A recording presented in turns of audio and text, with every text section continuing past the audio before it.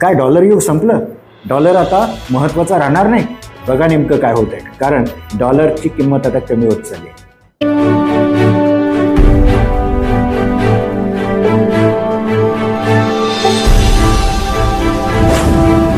मित्रांनो, जगातला सर्वात समृद्ध आणि त्याचबरोबर सगळ्यावरती दादागिरी करणारा देश म्हणून अमेरिका, म्हणून त्याला आपण महासत्ता म्हणतो.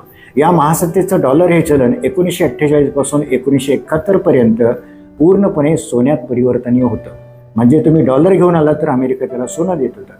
ही परिवर्तनीयता असल्यामुळेच अनेक देशांनी आपल्या देशाच्या राखीव चलनामध्ये, रिझर्व्ह करन्सीमध्ये, जसं भारतही ठेवतो त्या सोन्यासोबत डॉलर ठेवायला सुरुवात केली आणि त्यामुळे डॉलरची मागणी वाढत गेली, डॉलर प्रबळ होत गेला, डॉलर स्ट्रॉंग होत गेला.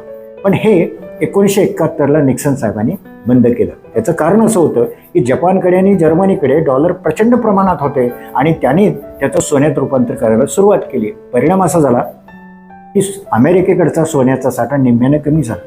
मग निक्सन साहेबांनी लक्षात घेतलं की आपल्याला परवडणार नाही आणि त्यांनी सांगून टाकलं की इथून पुढे डॉलर हा सोन्यामध्ये परिवर्तनीय असणार नाही. डॉलरला पहिला धक्का त्याच्या विश्वासाला 1971 बसला. पण त्यानंतर सुद्धा अमेरिकेमध्ये व्याजाचे दर कमी असल्यामुळे डॉलरमध्ये कर्ज घेणं, डॉलरमध्ये आपला आंतरराष्ट्रीय व्यवहार व्यक्त करणं हे चालूच राहिलं. त्यात पुन्हा नाणेनिधी म्हणजे वर्ल्ड बँक आणि IMF यांचे सगळे व्यवहार डॉलरमध्ये होते, ती अमेरिकेचीच होती आणि त्याचा परिणाम म्हणून डॉलर प्रबळच राहिला. पण अशा प्रकारच्या प्रबळ डॉलरमुळे झालं असं की अमेरिकेची अर्थव्यवस्था ही इतरांच्यावर आयातीसाठी मोठ्या प्रमाणात अवलंबून राहू लागली. याला अमेरिकेचं डिइंडस्ट्रियलायझेशन म्हटलं जातं. अमेरिकेतले उद्योग सगळे बाहेर जाऊ लागले. इथं उत्पादन करण्यापेक्षा बाहेरून वस्तू आयात करणं परवडायला लागलं आणि मग याच्यातून डॉलर हा कमकुवत होत गेला. आज आपण चित्र पाहतो की ट्रम्प यांनी मोठ्या प्रमाणामध्ये डॉलर वाचवण्यासाठी प्रयत्न सुरू केलेले आहेत. डॉलरला कुठलंही पर्यायी चलन तुम्ही सुरू करायचं नाही अशी तंबी अनेक देशांना दिली. त्याच्यात ब्रिक्स म्हणजेच ब्राझील, रशिया, इंडिया आणि साऊथ कोरिया या देशांचा समावेश होतो. चायना त्याच्यामध्ये आहे.